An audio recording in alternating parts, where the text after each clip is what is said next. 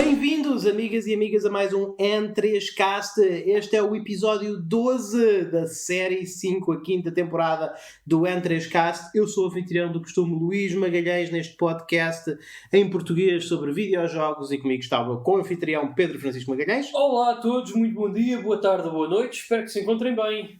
Sim, esperemos que se encontrem bem, temos um episódio muito especial para vós, mas antes de mais dizer que se gostam deste programa, se gostam do N3Cast, se gostam deste tipo de conteúdo sobre videojogos, por favor não se esqueçam de nos apoiar no Patreon em www.patreon.com/N3Cast.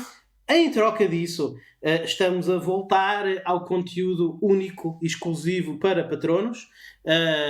Por enquanto, isso é com os pequenos audioclips e videoclips chamados N3 Bits, em que são basicamente os nossos comentários sobre notícias ou sobre coisas que nos passam pela cabeça.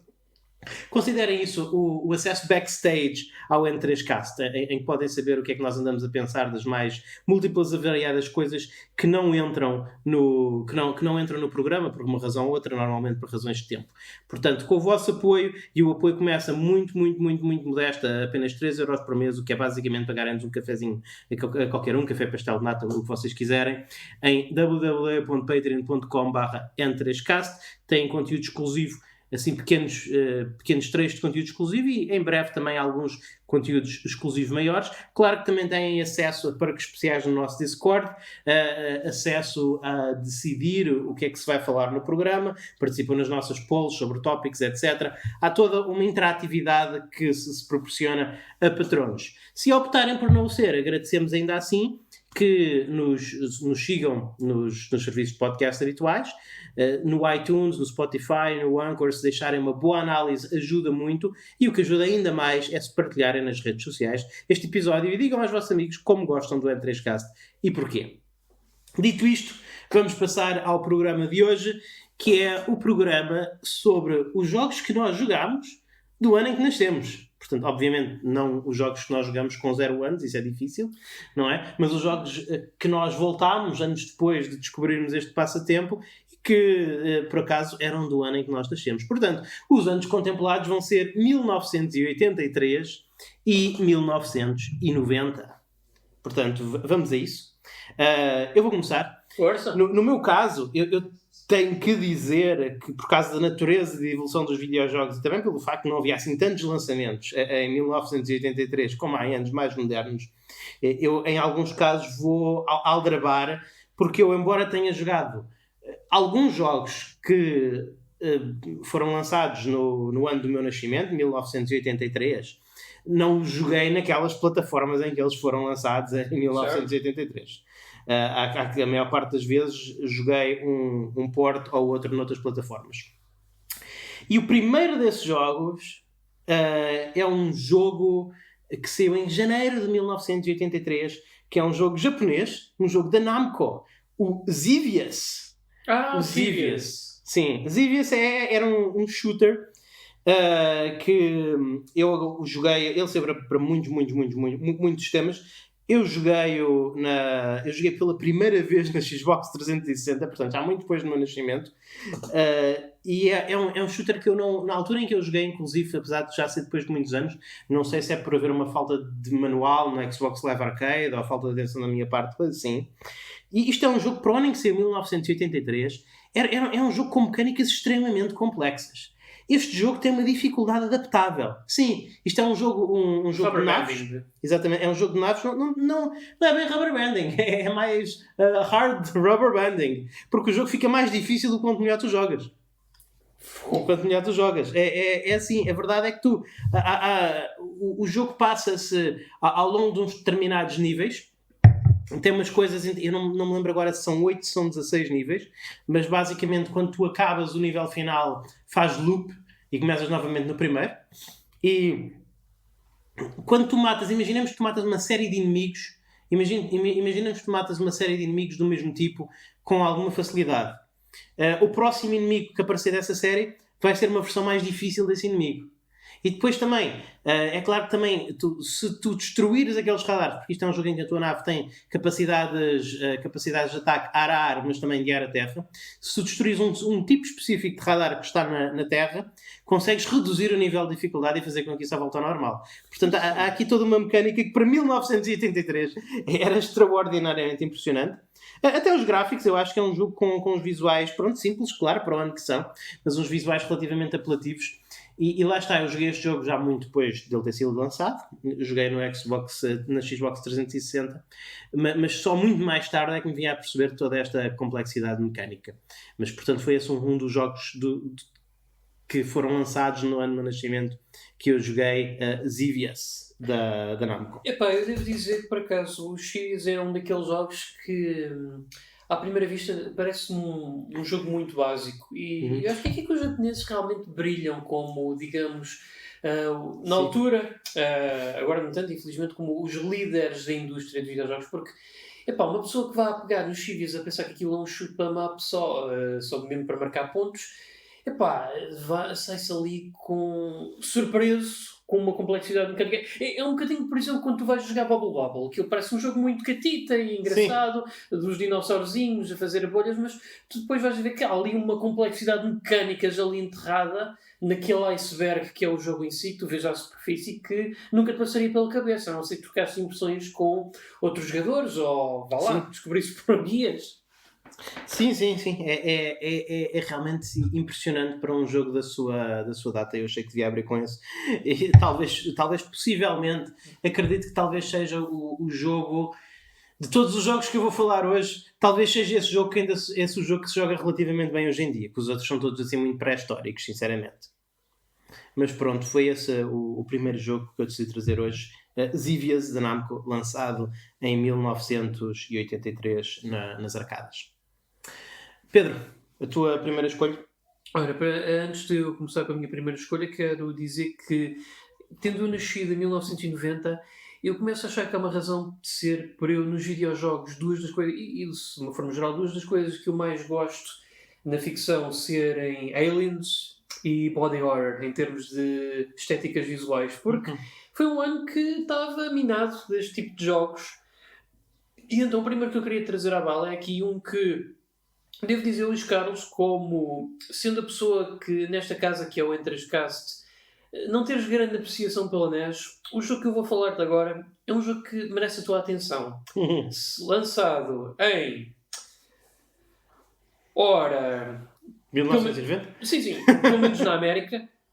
Sim. Será que isto conta? No Japão sou eu. Eu acho que conta. Nós é que fazemos as regras. Bem, eu joguei a versão americana, para todos os efeitos. Em março de 1990... Abadox, The Deadly Inner War, pela Natsume.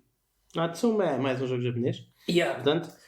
Basicamente isto é um shoot-em-up com um misto de segmentos verticais e horizontais, onde nós jogamos com um astronauta que tem que se infiltrar dentro de um planeta parasítico, um planeta vivo, diga-se passagem, para salvar uma mulher que ele está a utilizar, o planeta, como núcleo para poder sobreviver. Basicamente, nós temos que nos infiltrar, nós andamos primeiro a parar pela superfície do planeta, começa assim com umas formações rochosas e depois lentamente vemos aquilo a passar para umas formações de carne, culminando ali, antes de entrarmos para o planeta, com um confronto contra uma espécie de cão zombie, com os órgãos todos à mostra e afins. Isto no NES? Diz? No NES, portanto, em alta fidelidade. Isto é um jogo que, para vindo da consola que vem, tem uns detalhes assombrosos, a nível de gore. É um jogo que, e à medida que vais progredindo cada vez mais, fica mais, digamos, arrepiante só de ver. E com uns detalhes interessantes. É um jogo que vai alternando a nível de segmentos verticais com horizontais. É um jogo muito difícil para a época, como é óbvio. Mas é um platformer shooter? Não, é um shoot-em-up puro. É um shoot-em-up puro? Shoot-em-up puro e duro. Ok, estou a perceber. É muito bom. Portanto, é um jogo de naves. É um jogo de naves. Um shmup, sim. Tem uma boa banda sonora, visualmente apelativo. Este é daqueles jogos que a Natsume ultimamente tem andado muito numa onda de remasters modernos, em que eles pegam jogos 2D antigos deles e remasterizam com gráficos melhorados. Este é um daqueles que eu adoraria ver. Trazido de volta com nova vida, porque se na NES este jogo tem uma apresentação visual que mete arrepios, eu só consigo imaginar o quão arrepiante seria com uma estética tipo 16, 32 bits. Muito bem, muito bem, muito bem. Acho que, como é que tu disseste? Repete o título, por favor, por acaso estou curioso em jogar. Estou curioso em jogar esse jogo. Abadox. Abadox. Ok. Tenho que ver se está, se arranjo uma forma de jogar isso. Muito bem, Abadox. Os shooters são sempre giros. Sim. Eu vou passar para um jogo que também é, lá está, mais uma vez, não sei se não saiu no NES em 1983, mas o original é da arcada de 1983. E é um jogo que eu vou falar porque eu tenho que falar, porque este é provavelmente o jogo mais conhecido de 1983, ou pelo menos um dos, apesar de eu não o ter jogado assim tão profundamente, que é o Mario Brothers. Mario Bros, na realidade. Sim, Mario Brothers. Sim, saiu na arcada 1983 e realmente não é o Super Mario Brothers, não é? É a introdução às personagens que viriam a protagonizar o Super Mario Brothers. Os dois canalizadores, Mario e Luigi, as tartarugas que eles, por alguma razão, têm de chacinar, não é? Para ganhar pontos. E é um jogo que o que eu joguei, eu joguei este jogo bastante recentemente até, quando saiu a NES Mini, a NES Classic, que eu acredito que foi em 2016? Acho que sim. Ora, o remaster do Mario Brothers? Não, a NES Classic, a NES Mini. A NES Mini. A NES Mini tinha o Mario Brothers. Tem. Tem. Obviamente o Mario Brothers também teve o port NES, acho eu. Claro, e foi isso que eu joguei. Teve. Sim. Portanto, e realmente eu joguei este jogo e joguei durante algumas horitas, mas lá está, é um jogo bastante básico. Tem lá aquela iconografia Super Mario, que depois naturalmente foi melhorada no jogo original Super Mario Brothers, mas é um jogo de um único ecrã, é um jogo em que o objetivo é muito simples, é chegar só ao bloco de pau para virar as tartarugas de barriga para baixo para se poder matar saltando para cima delas. Estas mesmas que não têm picos na casca, não interessa, tu não consegues matá-los saltando para cima delas. E pronto, é a introdução, digamos, ao universo de Super Mario e vale a pena mencioná-lo. Agora, eu, como a maior parte dos jogos antigos do Mario, peço desculpa, não é um jogo que esteja assim muito elevado, num patamar muito elevado da minha experiência lúdica. Eu acho que os Super Marios... e este nem é um Super Mario, este é o Mario original, mas eu acho que estes jogos da Nintendo só começaram a envelhecer bem a partir do Super Nintendo. Portanto, eu não acho que este seja um jogo, ao contrário dos Evious, eu acho que este é um jogo que hoje em dia jogá-lo é um bocadinho enfadonho. Também admito que talvez eu esteja a perder aqui alguma nuance mecânica, alguma complexidade, porque eu sei que há gente que ainda hoje é absolutamente apaixonada por bater high scores de Donkey Kong, não é? Sim. Então, quem sabe não haja esse tipo de complexidade aqui escondida, mas a mim não me chegou. Ok, meus caros, eu confesso que eu joguei a versão original e também os remakes do Game Boy Advance, que são para mim talvez as versões definitivas. Acho que não há mais definitiva que essa. Epá, é bom para passar o tempo. Eu suspeito que seria ainda melhor jogando em co-op, mas sim, pronto, é o início da saga do Mario, efetivamente. Tanto que até tem ali um bocadinho de early installment weirdness, como tu falas, que é o facto de nós saltarmos por cima das tartarugas e sermos nós o que morremos, não as tartarugas. Portanto, pronto, por algum lado tenham eles de começar. Nem sei até que ponto é que este jogo não teria sido feito pelo Miyamoto, porque eu acho que o Miyamoto, os dois primeiros dele, foram Devil's World e depois é que veio Super Mario Brothers. É bem possível. Portanto, isto não sei. Pode ter sido para outra pessoa, mas sim. É bem possível. Eu não me preparei historicamente para discursar sobre o jogo, porque me vim aqui para partilhar a minha experiência com ele e não necessariamente falar sobre o jogo numa perspectiva histórica. Portanto, eu não sei muito bem onde é que ele se enquadra na carreira do Miyamoto. Tu saberás melhor do que eu. Enfim, a tua vez, Pedro? Ora, agora o jogo que eu vou falar foi lançado... Já agora este episódio vai ser muito mais o Pedro a falar, porque eu vou ficar sem jogos muito rapidamente. Por acaso isto foi lançado precisamente pela primeira vez na Europa... olha, precisamente no mês de janeiro, mês em que eu nasci, do ano 1990, da Konami, quando ainda era uma boa companhia. Epá, e isto parece poético, porque este jogo é Aliens, para arcada. Uau! Eu gosto imenso. Como é que é o Aliens Arcada? O Aliens Arcada, pá, é, como é que eu ia dizer? É um shoot 'em up, mas não é o teu típico shoot 'em up. É um shoot 'em up de caminhar. Okay. Só que tu não caminhas, não é tipo como o Commando ou o Marks, onde caminhas de baixo para cima, é de esquerda para a direita. Então, basicamente, tu podes jogar como a Ripley, se ainda tiveres um segundo jogador que joga como o Hicks, tens que ir da esquerda para a direita nos níveis, onde é assassinar aliens com uma pistola. Tu tens basicamente um botão que te dispara para a direita, outro para a esquerda, ou tens um botão que te deixa disparar em auto-fire enquanto fazes strafing para cima e para baixo. Okay. Tens power-ups, como por exemplo, podes apanhar rocket launchers, spread shots e afins. No final, pronto, tens um boss que habitualmente tende a ser um combate agora já tipo gallery shooter, onde tu mexes para a esquerda e para a direita, mas apontas para cima. E eu devo dizer que é uma das coisas que eu mais gosto deste jogo também, é que a Konami tomou aqui uma grande liberdade nos designs dos aliens, porque a verdade é que no filme original, o Aliens, os xenomorphs, fora a rainha, eram todos os mesmos. Eles aqui, para arranjarem alguma variedade, eles fizeram aqui aliens, por exemplo, com asas, uns com uns pescoços gigantescos. Está aqui, para quem é um nerd pelo saga Aliens como eu, estão aqui uns designs que são de, como diria o nosso tio Carlos António, são tão bons, tão horrendos, que até fazem as unhas dos meus pés baterem palmas. E é um jogo super divertido. Até tem aqui uns segmentos em que nós andamos no APC a disparar contra os aliens que vêm a caminho. Fantástico. E claro, como não podia deixar de ser no final, nós usamos um power loader. Não, nem sequer no final, até antes disso, acho que até antes disso, posso tentar lembrar mal, acho que podemos usar já o power loader. Muito bem. Mas isto para mim é um dos melhores jogos de aliens alguma vez feito. E é uma pena, por razões óbvias, que não tenha sido reeditado para sistemas modernos. Mas quem saiba, nunca diga nunca. Muito bem. Muito bem. O próximo jogo que eu vou falar é um daqueles jogos que eu joguei num período da minha vida. Mais uma vez foi lançado no ano de nascimento, mas eu joguei num período da minha vida em que eu estava tão ocupado e tão cansado que eu tenho basicamente uma amnésia deste jogo. Eu sei que eu acabei este jogo porque eu tenho um registro no meu backlog em como eu o acabei, mas eu quase não me lembro de o jogar. Portanto, vai ser uma intervenção muito curta esta. Mas ainda assim é um jogo de uma série relativamente famosa que foi lançada em 1983, no meu ano de nascimento, que é Ultima 3 Exodus.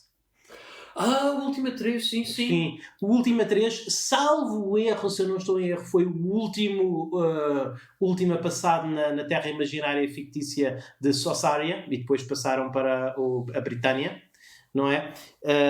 É uma sequela direta dos outros dois últimos. Esse jogo, curiosamente, eu lembro muito mais de jogar o Ultima 1 e o Ultima 2. Também eu, por acaso. Muito mais, jogos mais memoráveis para mim. Basicamente é o demónio criado pela união pela união de ambos os antagonistas desse anterior jogo, literalmente o filho do feiticeiro e da feiticeira, do feiticeiro do 1, do Moedanho, do feiticeiro do 1 e da feiticeira do 2 e pronto, e realmente é um jogo que é um bocadinho mais ou menos revolucionário para a época, porque eu acho que não foi o primeiro, deve ter sido dos primeiros a implementar aquele estilo de RPG visto de cima, visto top-down, em vez do visto na primeira pessoa, que se tornou muito popular e veio a definir a maior parte do género, até ao Ultima Underworld recuperar a ideia do RPG na primeira pessoa. Portanto, esse foi o Ultima 3 Exodus. Agora, é como eu digo, eu tenho uma vaga lembrança de acabar este jogo, mas foi há tantos anos e foi num período da minha vida tão difícil em que eu andava tão cansado e que realmente não há muito. Talvez o devesse rejogar, voltar a jogar outra vez para voltar a experienciar o jogo, mas ainda assim, pronto, trago aqui porque se encaixa naquilo que nós falámos naquilo que nós falámos do programa. Eu falando para mim, Luís Carlos, eu do que concerne a saga Última, eu cheguei a terminar o Akalabeth, o Última 1. O 2 quero rejogar porque, o 2 é muito weird. O 2 é um jogo muito estranho. É confuso, mas não de uma forma que seja... é complicado de explicar. Mas lá cenas de ficção científica. Mas nem é por isso. É porque mesmo a progressão do jogo é horrível. É horrível, porque funcionava à base de portais, é uma confusão de nada. E havia até um bug lá, que se tu fizesses level overleveling, os teus status revertiam para 0. Era horrível. Pronto, mas eu tenho que ver se um dia consigo arranjar paciência para jogar esse jogo, o 2. Mas confesso que esse, pelo menos para mim, ficar mais na memória que o 3, que eu confesso desisti no início de o jogar por vários motivos. Para já porque o sistema de combate foi completamente alterado. Eu preferia mais aquele sistema de combate simples do primeiro e do segundo, em que basicamente estavas ao pé de um inimigo, carregavas na tecla de ataque e na direção e pronto. Por não falar que aqui foram introduzidos party members, o que também torna os combates muito mais lentos e... Mas mais interessantes, eu acho. Talvez, mas eu gosto das coisas mais rápidas, diga-se de passagem. Tudo bem, faz sentido. Mas sim, quero ver se na minha viagem por última, eventualmente, cubro esse jogo também. Ok, cobras o 3. Muito bem. O teu próximo? Então, para mim o próximo jogo, lançado em 1990 nas arcadas, também pela Konami, Paródios. Paródios, muito bem. O que é que eu posso dizer de Paródios? Eu adoro Paródios. O Paródios é basicamente o... O Paródios é a paródia do Gradius. Basicamente é o que acontece quando a Konami decide fazer um Gradius sob o efeito de muito álcool e estupefacientes. E o resultado é fantástico. Era uma época quando a Konami era... Pô, estás a ser o senhor dos shooters. Sim, e olha que eu sou terrível a jogar... Dos mups. E ainda por cima eu sou terrível a jogar shooters. Diga-se de passagem, apesar de eu gostar muito deles. Isto veio de uma época em que a Konami era uma companhia que não levava nada a sério, apenas faziam o que lhes apeteciam e era uma boa companhia, como já sabemos. Não há muito a dizer, é o Gradius com uma pele diferente, uma pele comédica. Eu vou dizer que eu gosto mais de paródias do que Gradius. Também eu, não há mal nenhum em dizer nisso. Eu também gosto de Gradius por aquilo que é, mas se me fores perguntar qual é que prefiro, obviamente o Paródios. Sim. Mas mecanicamente são exatamente o mesmo tipo de jogo. Mas eu acho que, para começar, eu acho que o Paródios é mais amigável para principiantes. Eu acho que é um jogo com uma curva de dificuldade mais acessível. E visualmente é muito mais apelativo, é muito mais divertido. Sim. Tem mais personalidade, tem. Sim. É muito bem, é um jogo muito bem feito. Boa escolha, Pedro, boa escolha. Eu vou falar agora no meu último jogo e depois vais ser tu basicamente a falar, porque está malta, os jogos de 1983 não eram um ano de grandes lançamentos, mas este vale a pena falar. Este último jogo que eu vou falar é um jogo da Hudson Soft. Foi lançado para o MSX. Eu, claro, não o joguei na MSX, mas eu joguei esta versão do jogo, ou melhor, eu joguei um port desta versão do jogo. Eu acho que já sei qual é que vais falar. Que é o Bomberman.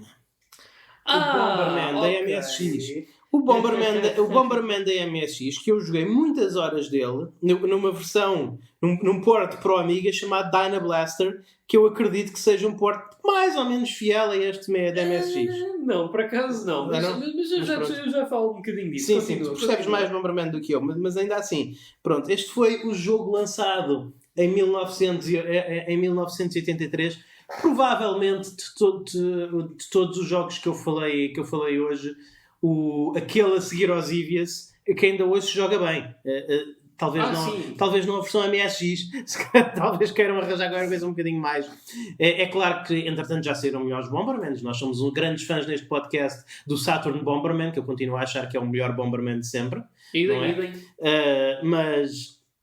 Mas realmente temos aqui, esta aqui foi a gênese da série. Lá está, eu joguei mais enquanto no Dynablaster do Amiga, mas realmente, para começar, eu acho que Bomberman tem um conceito que ainda hoje é um bocadinho único, porque é assim uma mistura de jogo de puzzle, mas não é bem jogo de puzzle, mas lá está, o conceito de Bomberman, para quem não sabe, estamos num mapa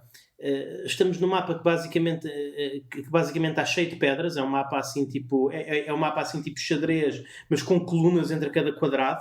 Portanto, basicamente o movimento está constantemente impedido por colunas. A essas colunas estão normalmente coladas pedras destrutíveis e a personagem, o Bomberman, o titular Bomberman, pode deixar uma bomba temporizada em frente a alguns blocos para os destruir e também matar inimigos assim. Só que a coisa crucial é que as bombas têm um raio de atuação que, se apanhar o Bomberman, também o matam.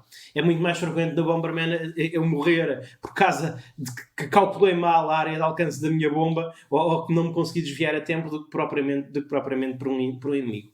Então, eu costumo dizer que isto é um joguinho de ação, sim, mas também tem o seu quê de jogo de puzzle, porque realmente importa decidir que paredes destruir, como é que se faz a armadilha, como deixar uma armadilha para um inimigo, calcular os nossos movimentos consoante a quantidade de bombas que podemos lançar e também o alcance das bombas que vamos podendo aumentando com power-ups. Portanto, eu acho que é um jogo de ação que exige pensar e continua a ser um estilo mecânico muito único. Sinceramente, eu imagino que hajam clones de Bomberman. Eu não me estou agora a lembrar de nenhum, mas não haverão muitos, porque realmente não há muitos jogos que se joguem, não há muitos jogos que joguem assim. Continua a ser um jogo único. Este é o último jogo do que eu vou falar hoje, e acho que lá está, da colheita de 1983. Os jogos que eu consigo jogar hoje e divertir-me com eles são esses dois, Xivias e Bomberman. Eu por acaso é engraçado falares desse Bomberman, Luís Carlos, porque eu agora ando a ver no momento, claro que eu ainda não terminei, que é no YouTube surgiu um vídeo de 8 horas que cobre tudo sobre Bomberman, todos os jogos, materiais derivados, e eu, bem, escusado será dizer, ainda não terminei de ver, mas é um trabalho de louvar, e posso dizer que daquilo que eu vi do vídeo, o jogo que tu te referes do MSX e que também saiu para outras plataformas...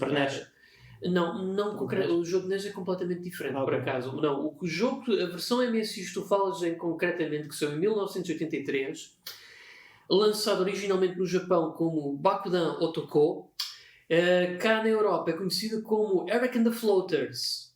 E nós provavelmente, eu acredito que tu tenhas jogado isso pelo menos no ZX Spectrum, que é uma das versões mais populares. Mas sim, efetivamente é o Bomberman, pertence ao canon Bomberman, é da Hudson, tem uma localização estranha, sim, mas efetivamente é um jogo muito diferente, mecanicamente não, salvo algumas arestas, mas é muito diferente do Dyna Blaster que tu jogaste, ou Saturn Bomberman. Efetivamente, o Dyna Blaster que tu jogaste é um jogo completamente diferente. É o Bomberman, o primeiro Bomberman lançado para o PC Engine. Portanto, sim, há aqui uma grande complexidade no que concerne a série Bomberman, mas sim, essa é a versão que te refere e essencialmente é Bomberman. É o original? Pois é o original. Foi o Bomberman original. Bakudan Otoko ou Eric and the Floaters. Muito bem. Sim, Bomberman, portanto. Então, Pedro, e o teu próximo jogo? E deves ter mais alguns, sei lá. Ora, o meu próximo jogo, também lançado nas arcadas a nível mundial, segundo a Wikipédia, em outubro de 1990. Claro que este jogo é a minha cara, que é o Space Gun da Taito. Space Gun. O que é o Space Gun? O Space Gun é basicamente um jogo de tiros na primeira pessoa, estilo Virtua Cop, onde nós andamos infiltrados numa nave espacial abandonada e temos que combater contra extraterrestres, que são basicamente uma homenagem aos aliens, pronto, de Ridley Scott. O Alien de Ridley Scott estava muito na cultura popular em 1990. O Japão era completamente vidrado por aliens na altura. Era contra Space Gun, Abadox... O primeiro boss do F-Type. Pois, eles eram vidrados. Para mim, eu adorava quando no Japão eles basicamente se inspiravam nos filmes dos anos 80. Portanto, isto era um light gun game. Mas tem umas pequenas diferenças. Ou seja, tu não controlas o movimento, tu só disparas. Não, mas aí é que está uma pequena magia. Por exemplo, vamos imaginar que vais num corredor onde tens aliens a irem ter contigo ou aparecem no ecrã. Tu tens um botão específico onde tu podes fazer backpedaling, que é para, como no espírito dos filmes do Alien, tu seres um Space Marine que anda ali a disparar enquanto recua lá nos corredores, o que é brutal. Acrescenta aqui uma certa profundidade mecânica muito única para um shooter na primeira pessoa da arcada. Engraçado. É fixe também, os aliens desfazem-se em cacos de carne quando disparas com os tiros, obviamente. Podes mudar de armas. Tens reféns. Portanto, se tu atingires um refém, perdes pontos ou energia, mas também que recebes pontos bónus se tu os ajudares. Tens aqui algumas armas diferentes, tens super armas também. É um shooter de galeria com... para quem gosta de extraterrestres e arrebentar com extraterrestres, como eu... Quem não gosta de arrebentar com extraterrestres? Nomeadamente do canon da série Alien, isto para mim é ouro sobre azul. Muito bem, muito fixe. Mais alguma coisa? Ora, eu também não queria monopolizar este caso. Não, mas vais ter que monopolizar porque é difícil 1990 versus 83. É que por acaso eu joguei muitos jogos de 1990. Tu jogaste muitos jogos, Pedro? Tu jogaste muitos jogos. É o que nós temos a dizer. Mas tu também, mais que eu, certamente. Não sei, olha que não sei. Ora, mas este aqui saiu em 1990. Exatamente. Sim. Tadã. Na Europa. Suspenseful Drums. É um jogo que tanto tu e eu conhecemos muito bem. Se bem que eu vim a jogá-lo mais tarde. Foi o nosso rico torrão de Alicante, o Turrican. Para o Amiga. O Turrican! O Turrican de Alicante. Muito bem, o Turrican para o Amiga. Uau! Opa, o que é que há a dizer deste jogo? Eu gosto muito deste jogo. Este jogo é difícil para caramba, sim, mas gosto muito. Também tem muitos níveis inspirados em Aliens? Também, tem, sem dúvida. Tem um mundo muito, nada linear, dá para explorar. Não é nenhum Metroidvania, pessoal, atenção, mas sim, dá aqui muitas asas para a exploração. Isto é um shooter de plataforma, um shooter de plataformas, para quem não conhece a série. Com um tema fortemente ficção científica. Muito inspirada em Space Marines e etc. E um ecrã de título claramente inspirado em Manowar. Sim, um ecrã de título muito inspirado em Manowar. Muita metalada. Quem visse quem, na altura, sabendo que é um jogo que não tem nada a ver um com o outro, mas esteticamente e visualmente, quem visse ecrãs de ambos os jogos poderia pensar que é o Super Metroid do Amiga. É claro que não é. Visualmente, a personagem tem os traços de experiência com a Samus Aran e o estilo dos níveis assim em túnel também, mas isto é um jogo isto é um jogo com níveis, basicamente. Sim. É um jogo de níveis, não é um Metroidvania, não é um jogo que tem um mapa. Os níveis têm alguma latitude para explorar, mas pronto. Mas é... Pois é, pá, eu gosto muito. Se bem que eu não tenho muitas. Eu joguei o Turrican, mas eu não tenho assim. Eu recordo mais. Eu tenho mais presente o Turrican 2. Esse é que foi o meu grande Turrican. Dizem que é o melhor. Se bem que eu, pessoalmente, eu gosto mais da natureza conservadora do Mega Turrican. Porque também foi o primeiro Turrican que eu joguei. Sim. Confesso-te. Sim. Há muita gente até que detesta esse Turrican por causa da linearidade, mas eu gosto mais, pessoalmente. Testar é uma palavra forte. Eu gosto de Mega Turrican e do Turrican 2. Eu nem sei, se nós estamos a falar do Turrican 1, eu agora vou-te dizer que eu nem sei se acabei o Turrican 1. Eu joguei bastante, mas na altura era um jogo de Amiga e os jogos de Amiga eram difíceis, como nós já falámos nos outros programas. Exatamente. Não sei se eu cheguei a acabar. Joguei bastante, mas não sei se eu cheguei a acabar. O Turrican 2 eu acabei, tanto o 2 como o Mega. Tanto o 2 como o Mega, mas sim. São jogos muito bons. Eles foram recentemente remasterizados e relançados na Switch e quer dizer na PlayStation 4. Sim. Estão disponíveis para download. E Switch também. Sim, eu disse Switch. Pois é, desculpa. Switch. Estão disponíveis para download e são jogos que se jogam muito bem. Realmente eu recomendo que o público os experimente. São bons jogos de ação de disparos em plataformas. Epá, nem que seja só pela banda sonora do Chris. Banda sonora é muito fogo. Esse as bandas sonoras são muito boas. É um deus musical da música europeia dos videojogos. Fogo. São muito boas. Boa escolha para Pedro. Quer dizer, tu não escolheste ele ser na Sun. Portanto, força. Continua. Ora, então, agora diz-me uma coisa, Luís Carlos. Queres que eu encerre com chave de ouro ou queres que eu fale mais uns quantos? Não, encerra com chave de ouro. Acho que podemos encerrar. Então vamos fazer mais 3, ok? Mais 3? Então... Dá-me 2 e depois encerra com chave de ouro. Ok, então olha, da letra R que me venham assim à cabeça, vou-te falar aqui de um também lançado em 1990 que eu joguei na primeira vez no Amiga, que foi não sei se tu conheces, o Rodland. O Rodland, aquele da fadazinha? É tipo um clone do Bubble Bubble, só que na minha opinião melhor. Sim. O Rodland, vamos tentar descrever aos ouvintes como é que funciona o Rodland. O Rodland lá está, passa-se em níveis de um ecrã, com várias plataformas, em que nós controlamos uma fadazinha que tem que matar todos os inimigos do ecrã para progredir para o próximo nível, mas a maneira da que a fada os mata é basicamente dando-lhes com uma varinha mágica e transformando-os em guloseimas, não é? Acho que é assim. Isso. O Rodland. Opa, é um jogo muito fixe, eu gosto, é divertido. Acho que era um dos jogos mais acessíveis que eu joguei no Amiga. Sim. Tem música muito fixe. E gráficos muito fixes. Gosto de tudo naquele jogo, muito sinceramente, é fantástico. Sim. Agora, então, outro jogo que eu vou falar... é que eu estava-me aqui a lembrar... Pause. É uma pausa. Portanto, olha, eu em vez de estar aqui a pesquisar, eu pensava que tinhas uma lista. Tenho, Luís Carlos, tenho. Estás com dificuldade em escolher? Não, é que eu não sei se este é o primeiro ou se é o segundo jogo da série. É que está o problema. Ok. Mas pelo que eu estou a ver aqui nos screenshots, pelo menos para mim, foi o primeiro. Sim. Acaba com o suspense, Pedro. Diz-nos a mim e aos ouvintes.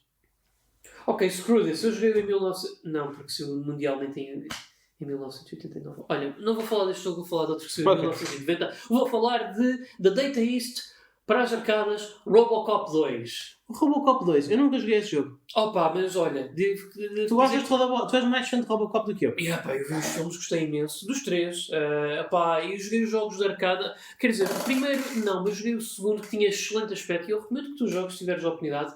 É basicamente um shooter walker.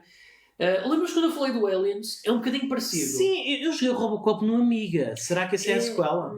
É a sequela, mas se bem que acho que é um Robocop 2 no Amiga, mas é um jogo completamente diferente. Okay. O de arcade é um jogo mesmo, pronto, da mesma forma como eu descrevi o Aliens, o Robocop 2 é mais ou menos assim, só que um bocadinho mais visceral, com uma banda sonora bombástica. Ok, então podes fazer strafe, podes sim, fazer... sim. Okay, basicamente tu tens o Robocop. Então estamos a falar de mais um shooter, portanto. Sim, mais um shooter. Vais da esquerda para a direita a matar criminosos com aquela titular arma de burst shot do Robocop e vês até os vilões a desfazerem-se em nacos de carne.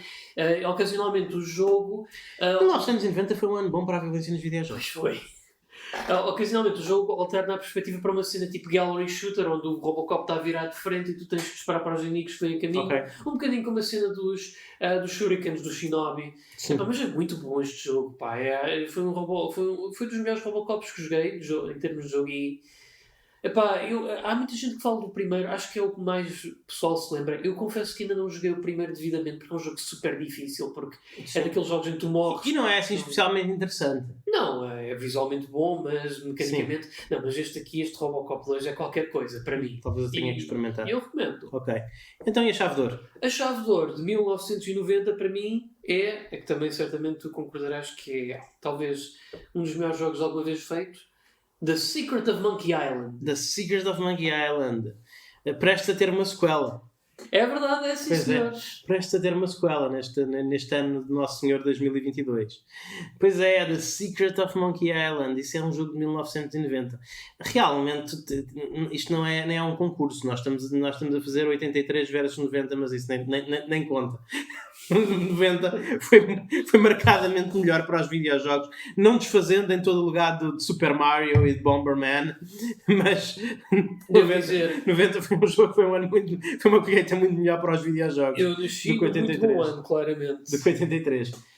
Pois é, talvez é justo dizer que The Secret of Monkey Island é a aventura gráfica point and click mais conhecida de sempre. Sim, senhor. A mais conhecida, a mais acessível. E atrevo-me a dizer, talvez, a que deva servir, do ponto de vista mecânico, sim, como, digamos, a planta de como se fazer um bom jogo de aventura point and click. Sim. Eu vou dizer acerca desse jogo, talvez um bocadinho sendo aqui advogado do diabo, que eu acho que esse jogo, lá está. Sabes que eu gosto muito, isto é um tema que se repete muito nos N3Casts, é eu avaliar um jogo com base no que ele me deixa na memória.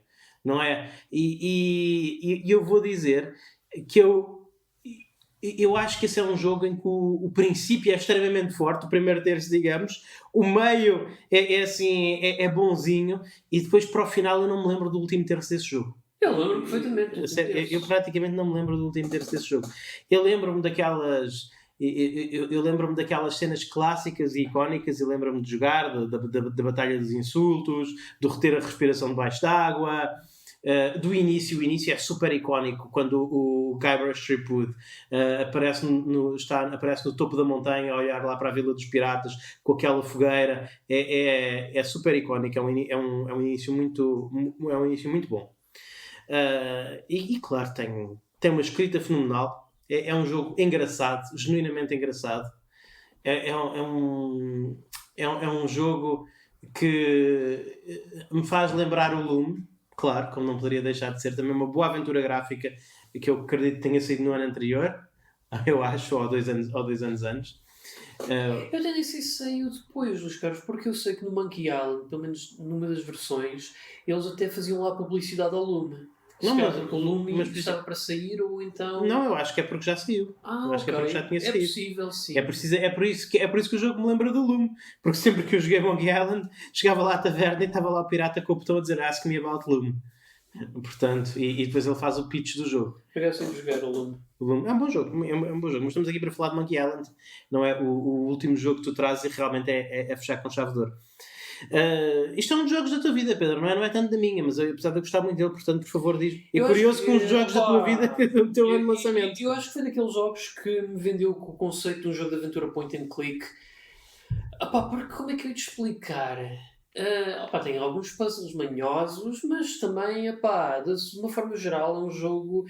Sabes, é aquele jogo que quando eu jogo, eu sinto-me que estou mesmo numa aventura, literalmente. E sinto-me de parte, sinto-me ali como uma espécie de companheiro algaibras a ajudá-lo a fazer aquela aventura de início a fim, para, portanto, salvar Melee Island do pirata LeChuck. Realmente é uma aventura que para mim ficou na memória, sendo também uma das primeiras. E ainda hoje tenho aqui junto de coração, com muito carinho. Sim. E estou curioso, genuinamente curioso por ver como é que aquela sequela que agora está em desenvolvimento se irá resultar. Porque, alegadamente, essa sequela servirá como a verdadeira sequela do 2. Pois. Sim.